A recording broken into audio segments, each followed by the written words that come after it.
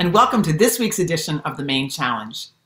This week, we tackle an issue that has been around for, well, since the beginning of time, but certainly it's an issue that I've been working on since the mid-1980s. This is paid family medical leave. Now, Maine was the first state in the nation to grant family leave. That was time off, unpaid time off for you if you needed to have a baby, take care of a sick child or a parent, or yourself. And so it was a huge breakthrough at the time, and then became the basis for the National Family Medical Leave Act.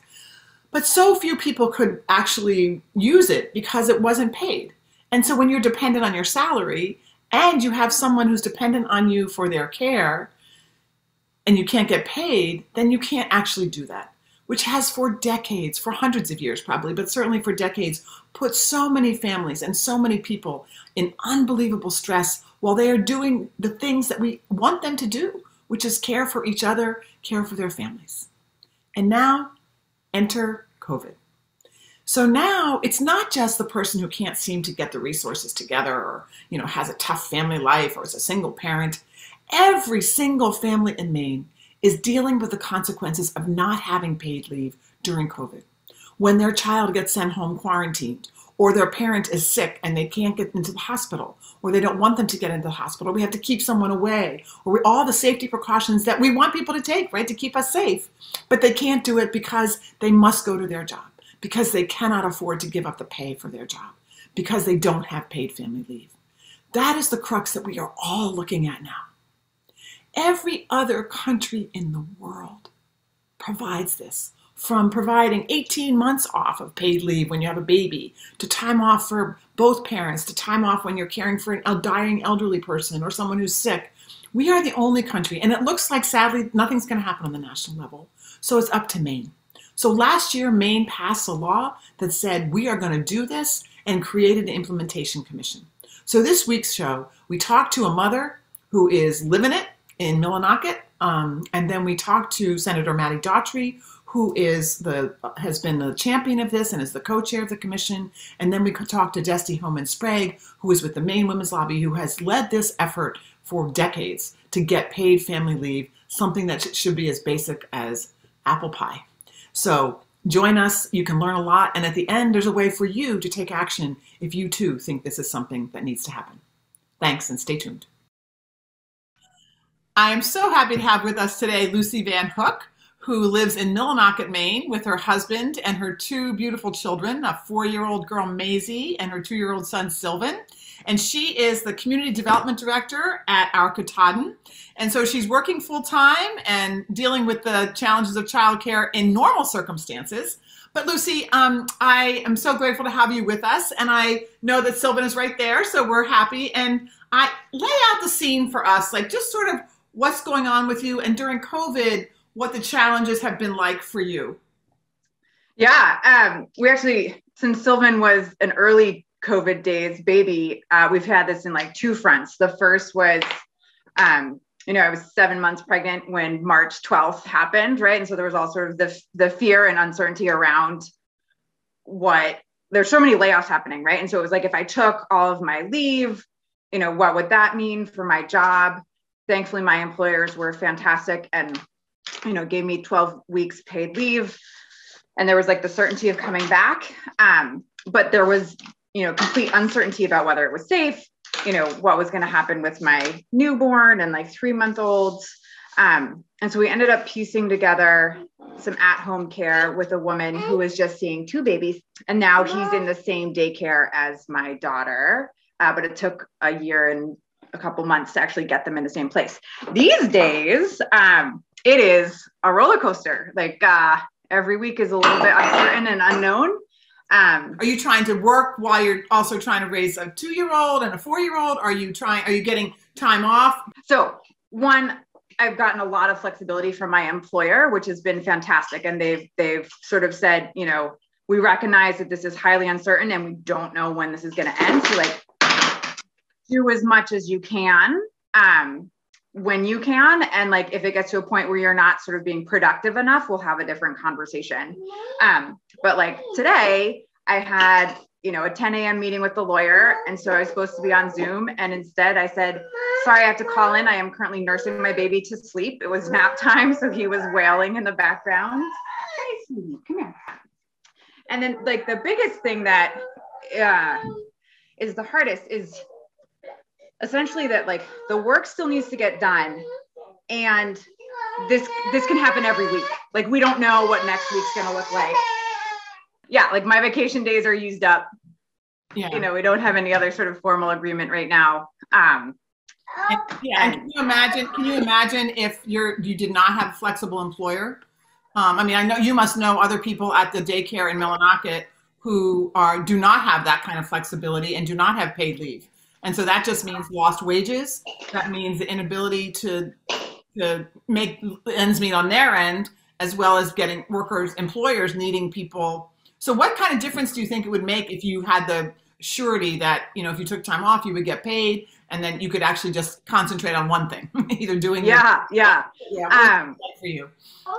Yeah. I mean, thankfully, I recognize the privilege that comes with being salaried and having flexibility from my employer. We have other families at daycare, and then, my daughter's in pre-K. And so we're learning a little bit of other people's stories.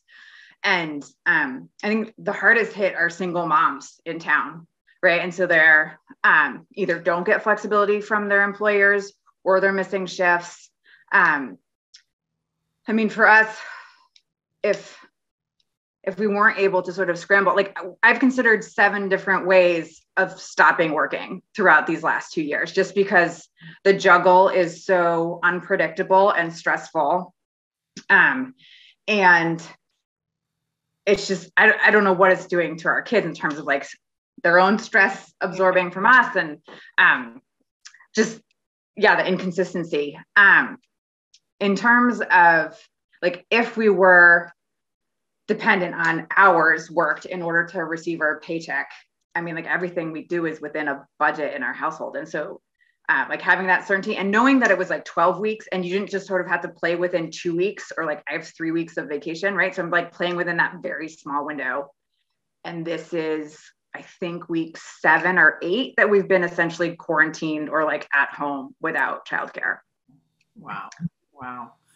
We know that thousands of women in Maine have left the workforce and are not re-entering because of the uncertainty, because they can't get childcare, because they can't be sure that childcare or school is going to be, and the juggling is either impossible, not allowed by their employer, or it's just too much stress. I mean, a level of stress, right? And in your family, you have 2 parents, you have 2 children, I know you have some family members that can help once in a while. So one of the things that is happening is that as policymakers look at doing paid leave, they're saying, they're sort of taking their time. They're sort of saying, well, we have to figure out this, and then we'll wait for that. And so is there a message that you have or a thought that you have about how quickly they should act on this? And, Yeah. Well, I mean, just thinking about shift workers or hourly wage people, right? Like the workforce is so strapped and sort of thin in Maine that essentially paid family leave is an investment in your employees. And it helps guarantee for employers that you actually have returning workforce and returning employees. And so this is not a zero-sum game, right? Like it can be win-win for both sides. That with like the great resignation happenings, there's just so many pressures, just right. Like that's the straw, right? So the camel's back is breaking. And so like, what if you actually invested in the people who help your business run, or the people who provide care at your facility? And then you got that certainty that they would actually return to work as well, if they were, able to maintain their wages, being able to buy food for their family. And like build that relationship, right? It's not so transactional that way if you're actually investing in your employees. Yeah. And just for your professional as an economic developer, right? I mean, I would imagine that this is the kind of economic development, kind of employer that you're hoping for, especially in a rural area where there's not broadband, where there's not a lot of childcare, that this kind of policy would actually help development in rural Maine, like Millinocket. Sure, absolutely. I mean, especially when you start thinking about like the family unit and the fact that the family unit that, you know, sort of once was I mean, we're new to town. And so like we felt this, right? Like what was, you know, was like 4 or 5 generations living in town, right? So there was that inherent family network. And so like, you know, if mom couldn't pick you up, like auntie could come pick you up, or, you know, you could go to the grandparents for the weekend. Being new to town, like we don't have those familial ties. And I think that that's like becoming more and more the case, you know, throughout rural Maine and like rural America. And so if you want to have vibrant, thriving communities where you have, you know, a consistent, reliable workforce that's gaining skills, gaining experience, and not constantly having to start over because they're not having their needs met as employees, it just helps strengthen the fabric of your workforce, of the skills that you're building within your workforce. You know, the connectivity within families that are part of the school system, that are, you know, part of the daycare system. I think having, you know, healthcare and then employee paid family leave are essential components of that. Plus, it's better for families and moms who are stressed out. No, I'm like, don't tell me what's for dinner tonight because I haven't thought about it, and that yeah, hopefully it's not going to happen till later. Well, Lucy, thank you so much for being with us and helping, and good luck as you navigate. And now my dogs are going crazy, but it's awesome to see you, and thank you so much. And then good luck and thanks for all the work you're doing. Thanks so much for having me. We are so happy to have with us today Senator Mattie Daughtry from Brunswick, who is the Assistant Majority Leader in the Senate and has been the champion for paid family leave for several years now in the legislature. And we are making some great progress with your leadership, Mattie. Thank you so much for being with us. Thanks for having me. Yeah, so I know that you have been interested and have been pushing for this issue for a while. Let's just back up a minute and just, what's your passion for this issue? Why do you care? You have so many priorities. Why is this one so important to you? So this is something I've been working on when I first got elected. I was actually one of the youngest women elected to the Maine State House when I think I started running when I was 25 or 24. And at that point, I started realizing that, one, my parents were getting older. I saw several family members deal with cancer and end-of-life care. And I realized this was something that I was going to need. Mm-hmm. And I started, putting in, different versions of a bill like this, working with other incredible champions of this issue, whether, it was Sarah Gideon or Aaron Herbig. We've all worked together in different, various iterations. But what's really fascinating for me when I think about why I've worked on this for so long and why I'm so passionate is how, in my own lived experience, I keep seeing more and more examples of why it's needed and why we need it now. My reasons for first starting working on this when I was 25 are very different from now. For example, I unfortunately I was hit by a car a few years ago while I was on my bicycle, and I saw what that was like to personally have to take time off to heal, and not having access to it. Additionally, I now own and run my own small business and realize, this might not be something that I have available for myself, and I really want to be able to give my employees as well. And then all of my friends have started having children. I'm hoping to have children someday. And so it sort of feels like I've now seen this sort of full gamut. Full cycle. Yeah. And then the pandemic. I mean, I don't think there's anyone in the state of Maine who hasn't seen the need for paid family medical leave, dealing with, the ramifications of what this has all done, and sort of upended our life. And especially when you think about the fact we're the only developed country that doesn't have access to this type of leave. If we really want to set Maine apart and really put us on a chart for real, development and economic growth, we need to have this policy.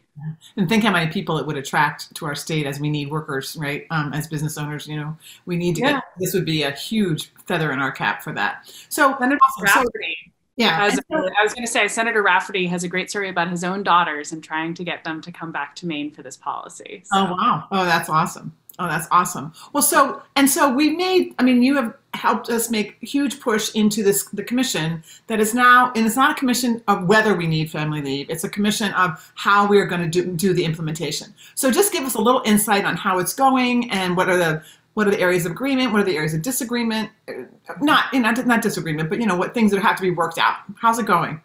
It's going really well. We've had an incredible commission, a great group of folks coming from all walks of life and areas of the state. We also have 4 different legislators on it as well.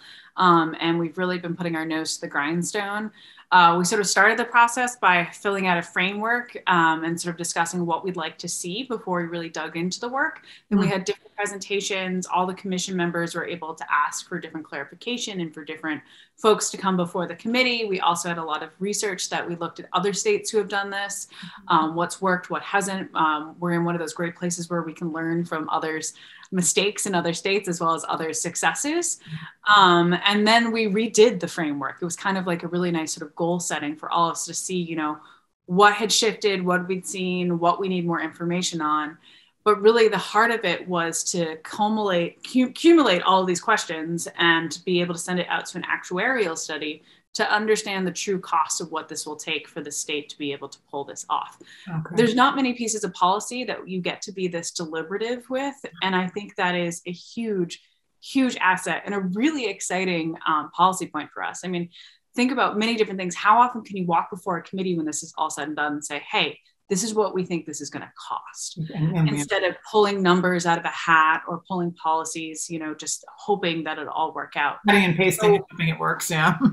Yeah, exactly. And so for us, we agreed to sort of what we're calling like the a la carte.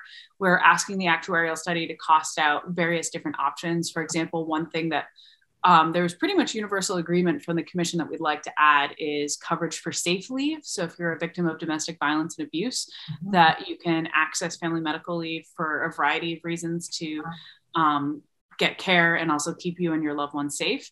So we, you know, asked how much that would cost. One of the other things we're looking at, you know, we're starting at a floor of 12 weeks. What would it cost to offer more weeks? Yeah. You know, what are we looking at when we're looking at contributions to be able to achieve the goals we're talking about? What sort of contribution levels do we need to see?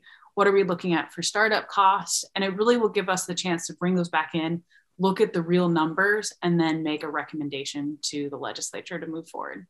That's awesome. Now, one of the things that I know is challenging about that is that all takes time. And people are feeling like, one of the women we had on the show earlier was a mother who's dealing with it right now and is like, I can't wait. So give us a sense of timing and what we might be able to do in the meantime. You know, there's elections between now and next session. So just give us a little sense of where you think, you know, where the avenues are for moving forward. And absolutely.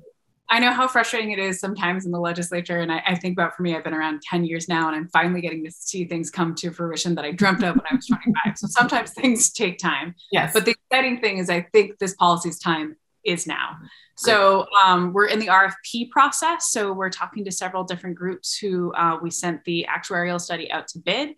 We're hoping to have a vendor selected. The subcommittee will be meeting quite soon to look at the returned RFP responses. We're hoping to have someone lined up by the end of the month. And then we're looking to them. We asked all the vendors, because none of us on the commission do actuarial studies. So we asked them, please let us know what the timeline is. And sort of that's the little hinge that we're waiting on to sort of really figure out what's next for all of us, is what that time will take. So we do have to sort of buy us a little bit more time, but not really knowing how much time we need, which I know very frustrating for people watching this policy move along. We have a bill for myself and my House co-chair, Representative Cloutier, to ask for an extension. It'll be going before the Labor Committee, and we're hoping to have that bill be presented at the same time. We're going to give an interim report back that we've all have drafted and is almost ready to go about what we've done so far. Great. And then as soon as we get the actuarial study, we're hoping we can reconvene the commission and dig right back into it and come up with a roadmap. So the answer is, we're not quite sure on the timing, other than we've been working diligently. And I'm sure of that. Diligently. Awesome. Well, that's great. And it just seemed like this is the perfect time, as you said, with COVID. People are, you know, everyone's feeling it. Every single person is feeling the need for it. And we know that there's polling that's been done that shows that 80% that the support for this paid family leave policy keeps going up and up and up. And we know that nationally that's been floated around, but we're not getting anywhere. It doesn't look like we're going to get anywhere soon. So we really appreciate your leadership and all the work that's happening in Maine. And hopefully Maine will be that jewel of the state, one of the jewels of the states that has it. And it will both help business owners retain workers. It will reduce a lot of stress from people who are working, and it will attract a lot of new workers to Maine. Definitely. And I'd say you did ask what people could do in the meantime. I think sharing those stories, that's one of the things with our survey. The commission was able to hear firsthand from folks outside of just, a traditional public hearing setting of what this would mean to their lives and what an impact would have. So I'm urging, anyone who's watching this, please reach out to your representative. And, I know it can sometimes be hard to make an ask for a policy that, doesn't have an LD in front of it, but just, the basic human buy-in and, dialogue of why you want to see something like this in the days and months and weeks to come. So. Awesome. Well, that's something we encourage everyone to do is share your story, call your legislator. They're very accessible, as we can see with Senator Daughtry, who has joined us here breaking a very busy day legislatively. So thank you so much, Mattie, for joining us. And we appreciate your leadership. Destie, welcome to the Maine Challenge, and thank you so much for joining us. Destie is the Executive Director of the Maine Women's Lobby. And Destie, I know that the Women's Lobby has been a proponent of family leave since 1986 when it was first passed as unpaid leave, and now as we are trying to make it accessible to everybody by getting paid leave. So thanks for all those years and years of efforts, and thanks for being with us. Thank you so much, Betsy. I'm really happy to be here, and I'm very happy to get to work with such a fabulous coalition of proponents of paid leave. Awesome. So, Destie, we've spoken with Senator Daughtry, and we've spoken with a mom who's pretty desperate, given COVID and lack of childcare and really needing paid leave. So tell me a little bit about what fuels the Women's Lobby continuous effort on this. What kind of things do you hear from women across the state and why this is so important? I think I see paid leave as an issue that is really uniquely at the center of so many other issues. We know that women are overwhelmingly the caregivers in their families, in their communities, in their neighborhoods. And when we don't have access to paid leave to either care for new babies or care for, older children who are sick, to care for sick and aging or dying parents, that really puts all of the burden of the need for care right onto individuals. And we know that in almost every other country in the world, they recognize that, every family needs care and healing and recovery. And so they've built a system to ensure that that's possible. Okay. And so it is a little frustrating that we're the only country in the world. And it also is a little bit frustrating that certainly it looks like nothing's going to happen on the federal level anytime soon. So we spoke with Senator Daughtry a little bit about the commission. Talk to me a little bit, tell us a little bit about sort of what you're thinking about the commission and how the timeline of the commission and the desperation of people that you're hearing from, talk about the intersection of those two things. Right. Well, we know, especially since COVID, but we've known for decades, and Betsy, you've talked about this for decades, that we need to have better infrastructure to allow people to actually live their lives without putting their financial wellness on the line, which is what happens when we don't have paid leave. Because of that need, we support the Paid Leave Coalition for Maine, which has 26 partners, everyone from Equality Maine to AARP to the Child Care Alliance, coming together to acknowledge this need. We work together to put forward a bill to establish the commission, of course, with the leadership as well of a number of legislators. And it really was to make sure that we worked with the legislature, not to figure out whether paid family and medical leave should happen, but how and when it should happen. So we've been supporting the commission and working alongside them for a year now since this bill was imagined, 2 years if you think about the prior session. And we are ready to make this happen because people's lives and financial wellness is on the line. Yeah. Okay. And so I know that they're waiting for an actuarial study, and it feels like legislative time, which is expanded. And then when you talk to somebody like Lucy that we talked to earlier, they sort of don't care about legislative time. They're like, help us right now. And so are there things that you are hoping that the legislature can do in the short term? And what are those things? I do acknowledge that to do a project well sometimes takes time. So we know that the commission is really committing to doing good work around this. And we're thrilled that they're being as deliberative as they are. But we also know that things don't happen by accident in the legislature. They happen when we have our leaders and legislators and elected officials stand up out loud and say that they are putting their resources, whether it's their capital, their commitment, their time, and their funding into seeing something happen.